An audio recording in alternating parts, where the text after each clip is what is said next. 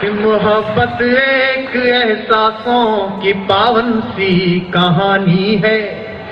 कभी कबीरा दीवाना था, कभी मीरा दीवानी है। भ्रमर कोई कुमुदनी पर मचल बैठा तो हंगामा, हमारे दिल में कोई ख्वाब पल बैठा तो हंगामा। तब एक पगली लड़की के बिन जीना गद्दारी लगता है, और उस पगली लड़की के बिन मरना भी भारी लगता है। मैं आपको कुछ प्यार की बातें सुनाता हूं, और मैं जानता हूं ये वो उम्र है जब हृदय दुगनी गति से धड़कता है। उसी मस्ती के साथ आप सुनिए। मैं पंक्तियां पढ़ता हूं कि कोई दीवाना कहता है, कोई पागल समझता है। नौजवान दोस्त मेरा साथ दें। मैं समझ गया कि तुम हो।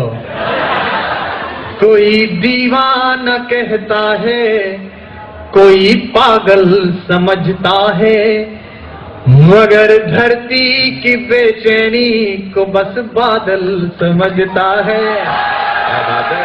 मगर धरती की बेचैनी को बस बादल समझता है। मैं तुझसे दूर कैसा हूँ, तू मुझसे दूर कैसी है। मैं तुझसे दूर कैसा हूँ, तू मुझसे दूर कैसी है। ये तेरा दिल समझता है या मेरा दिल समझता है। ये तेरा दिल, ये इस बार के सेमेस्टर में आने वाली है। कि मोहब्बत एक एहसासों की पावन सी कहानी है। बहुत अच्छे। तुम यहाँ थे? मैं तो तुम्हें आगरा में ढूंढ रहा था। कि मोहब्बत एक एहसासों की पावन सी कहानी है। कभी कबीरा दीवाना था, कभी मीरा दीवानी है। यहाँ सब लोग कहते हैं मेरी आंखों में आंसू है। ये पंक्ति सुनना और आप तक पहुंच जाए तो सूचित करना। यहाँ सब लोग कहते हैं मेरी आंखों में आंसू है। जो तू समझे तो मोती है, जो ना समझे तो पानी है। जो तू समझे तो मोती है। और एक बात और ध्यान से सुनना, आप उस दौर में हैं जब आप विशिष्ट हैं। जीवन को इस तरह जीना कि कोई मिले कभी तो खुद से नजर मिला सको। गालिब ने कहा, यह गालिब का शहर है दिल्ली, किसी से मिलने पर शेर सुनना बड़े शायर का। मत पूछ के क्या हाल है मेरा तेरे आगे, मत पूछ के क्या हाल है। मैं आरईसी में पढ़ता था, एक सेमेस्टर छोड़कर भाग आया और यहाँ पढ़ा रहा हूँ क्योंकि मुझे लगा it's better to be a good poet than a bad engineer.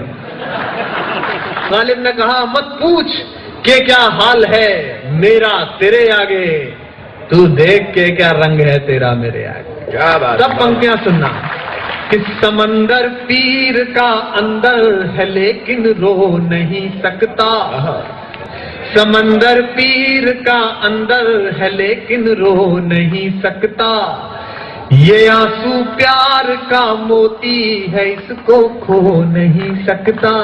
क्या बात है। वाह वाह वाह वाह। ये आंसू प्यार का मोती है, इसको खो नहीं सकता। मेरी चाहत को दुल्हन तू बना लेना, मगर सुन ले। और जो खुददार लोग हैं उनकी तालियां लहरती दिखाई दे। मेरी चाहत को अपना तू बना लेना, मगर सुन ले। जो मेरा हो नहीं पाया वो तेरा हो नहीं पाया। जो मेरा हो नहीं पाया। और एक मुक्तक और सुनिए, इसके बाद मैं कविता पढ़ता हूं कि भ्रमर कोई कुमुदनी पर, मस्ती के साथ सुनना और मैं जो सुनाना चाह रहा हूं वहीं पहुंचना, वरना स्लिप हो सकती है बात।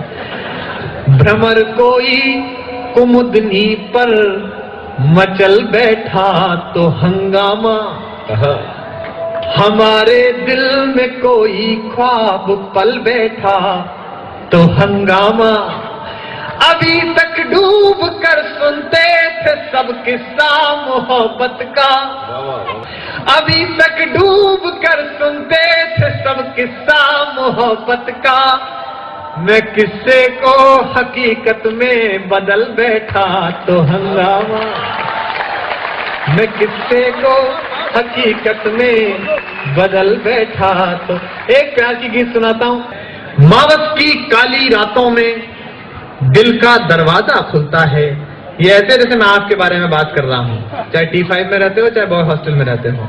मावस की काली रातों में दिल का दरवाजा खुलता है, जब दर्द की प्याली रातों में गम आंसू के संग घुलता है, जब पिछवाड़े के कमरे में हम निपट अकेले होते हैं, जब पिछवाड़े के कमरे में हम निपट अकेले होते हैं, अकेले होते हैं, जब घड़ियां टिक टिक चलती हैं सब सोते हैं हम रोते हैं, जब घड़ियां टिक टिक चलती हैं सब सोते हैं हम रोते हैं, जब बार बार दोहराने से सारी यादें चुक जाती हैं, जब ऊंच नीच समझाने में माथे की नस दुख जाती हैं। पंक्तियां सुनना और अगली दो पंक्तियों पर जितने भी लोग हों सबके हाथ खुलते हुए देखना चाहता हूं। जब ऊंच नीच समझाने में माथे की नस दुख जाती हैं, तब एक पगली लड़की के बिन, तब एक पगली लड़की के बिन जीना गद्दारी लगता है, और उस पगली लड़की के बिन मरना भी भारी लगता है। मावस की काली रातों में दिल का दरवाजा खुलता है, जब दर्द की काली रातों में। मैं अध्यापक का बेटा हूं, मेरे पिता विश्वविद्यालय में पढ़ाते थे, अब मैं पढ़ाता हूं पिछले 9 साल से। अध्यापक दोष दर्शन करता है, उसको हर समय लाल घेरा दिखाई देता है। वो मेरे यहाँ एक अंग्रेजी के टीचर थे, उनकी लड़की अपने प्रेमी के साथ चली गई, तो मैं शाम को सांत्वना प्रकट करने गया। मैंने कहा गुरुजी बड़ा दुख हुआ कि रेखा ने आपकी बात नहीं मानी और वो प्रेमी के साथ चली गई। तो गुरुजी बोले बेटा दुख इस बात का नहीं है, दुख इस बात का है कि 7 साल ग्रामर पढ़ाई, 3 पेज का लेटर छोड़ के गई है, उसमें 4 स्पेलिंग मिस्टेक है। उनकी चिंता है। सुनिएगा, जो अध्यापकीय परिवेश से जुड़े हुए लोग हों, शुद्ध कविता सुनिएगा। मैं भारत के सबसे तेज और फर्टाइल ब्रेन के सामने खड़ा हूं, इसलिए ऐसा ना लगे कि हिंदी की कविता सिर्फ ठहाके की कविता है। हिंदी की कविता के पास कुछ है, और पहुंचता हो तो मुझे सूचित कीजिएगा। सुनेगा, तब एक पगली लड़की के बिन जीना गद्दारी लगता है, और उस पगली लड़की के बिन मरना भी भारी लगता है, जब पोथे खाली होते हैं। कविता पहुंचे तो सूचित करें। जब पोथे खाली होते हैं, जब हर्फ सवाली होते हैं, जब गजलें रास नहीं आती, अफसाने गाली होते हैं, जब बासी फीकी धूप समेटे दिन जल्दी ढल जाता है, दाद मिले, जल्दी ढल जाता है, जब सूरज का लश्कर छत से गलियों में देर से जाता है, जब जल्दी घर जाने की इच्छा मन ही मन घुट जाती है, जब कॉलेज से घर लाने वाली पहली बस छूट जाती है, पहली बस छूट जाती है, पहली बस छूट जाती है। पंक्ति सुने, अगली 2 शरारती पंक्ति। पहली बस छूट जाती है, जब बेमन से खाना खाने पर माँ गुस्सा हो जाती है, जब लाख मना करने पर भी पारो पढ़ने आ जाती है, जब लाख मना करने पर भी पारो पढ़ने आ जाती है। ये पंक्ति पहुंचे कविता की और आपकी तालियां उठे। पारो पढ़ने आ जाती है, जब अपना मन चाहा हर काम, जब अपना मन चाहा हर काम कोई लाचारी लगता है, तब एक पगली लड़की के बिन जीना गद्दारी लगता है, और उस पगली लड़की के बिन मरना भी भारी लगता है। अगला बंद कुंवारों को समर्पित है और कामयाब कुंवारों को समर्पित है। आप लोग मोस्ट वांटेड लोग हो अपने मोहल्ले के, मैं जानता हूं, और खासकर जो फाइनल ईयर वाले हैं वो ज्यादा ही वांटेड हैं। स्थिति यह है कि मैं गजेंद्र सोलंकी जी की कॉलोनी में गया, मैंने एक आदमी से पूछा, हालांकि कुंवारे लोग बहुत प्रसिद्ध होते हैं लेकिन पड़ोसी की नजर में गिद्ध होते हैं। तो मैंने उससे पूछा, मैंने कहा आपको गजेंद्र सोलंकी का घर पता है? बोले हाँ पता है, इधर से इधर चले जाना, लेकिन प्लीज उनको मेरे घर का पता मत बता। ये रेपुटेशन हो जाती है। कुंवारे लोग सुने सबसे शरारती बंद इस कविता का, और हर पंक्ति में आनंद आएगा। सुनेगा, जब कमरे में सन्नाटे की आवाज सुनाई देती है। कुंवारे की एक्सपायरी डेट निकल जाए तो उसे बम बम भी छम छम की तरह लगती है। जब कमरे में सन्नाटे की आवाज सुनाई देती है, जब दर्पण में आंखों के नीचे झाई दिखाई देती है, जब बड़की भाभी कहती हैं कुछ सेहत का भी ध्यान करो, जब बड़की भाभी कहती हैं कुछ सेहत का भी ध्यान करो, क्या लिखते हो लल्ला दिन भर, कुछ सपनों का सम्मान करो, जब बाबा वाली बैठक में कुछ रिश्ते वाले आते हैं, जब बाबा हमें बुलाते हैं हम जाते में घबराते हैं। जब बाबा वाली बैठक में कुछ रिश्ते वाले आते हैं, जब बाबा हमें बुलाते हैं हम जाते में घबराते हैं। जब साड़ी पहने लड़की का एक फोटो लाया जाता है, जब भाभी हमें मनाती हैं फोटो दिखलाया जाता है। जब सारे घर का समझाना हमको फनकारी लगता है, तब एक पगली लड़की के बिन जीना गद्दारी लगता है। और उस पगली लड़की के बिन अंतिम पंक्तियां पढ़ता हूं अपनी और इस कवि सम्मेलन की। दीदी कहती है उस पगली लड़की की कुछ औकात नहीं, उसके दिल में भैया तेरे जैसे प्यारे जज्बात नहीं। वो पगली लड़की मेरी खातिर 9 दिन भूखी रहती है, चुप चुप सारे व्रत करती है, पर मुझसे कभी न कहती है। मातृशक्ति बैठी है, महिलाओं को व्रत करने का बहाना चाहिए। अभी मैं ओम जी के गया करवा चौथ के दिन, तो ओम जी की पत्नी मारवाड़ की है, वो व्रत रखती है करवा चौथ पे, तो मौन व्रत रखती है। तो हम लोग 12 बजे उठे तो वो बोल नहीं रही थी, तो मुझे लगा कि ओम जी की कोई पुरानी वीडियो फिल्म पल्ले पड़ गई है इनको, भाई अपने को पता नहीं था।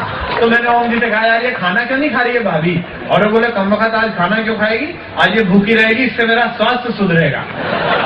मैंने कहा इतना सुधरा हुआ है और कहाँ जाओगे? बोले नहीं सुधरेगा इससे। लेकिन देश है या कुछ भी हो सकता है। सुनिएगा दीदी कहती हैं, अंतिम पंक्तियां सुनिएगा, था के और तालियों के बीच विदा हो। दीदी कहती हैं उस पगली लड़की की कुछ औकात नहीं, उसके दिल में भैया तेरे जैसे प्यारे जज्बात नहीं।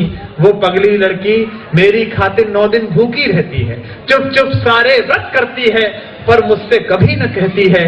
जो पगली लड़की कहती है मैं प्यार तुम्ही से करती हूँ, लेकिन मैं हूँ मजबूर बहुत, अम्मा बाबा से डरती हूँ। उस पगली लड़की पर अपना कुछ भी अधिकार नहीं बाबा, ये कथा कहानी किससे है कुछ भी तो सार नहीं बाबा। बस उस पगली लड़की के संग जीना फुलवारी लगता है, और उस पगली लड़की के बिन मरना भी भारी लगता है।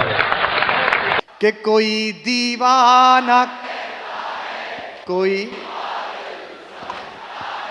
मगर धर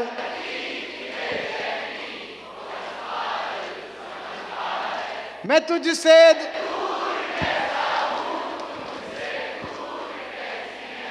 ये तेरा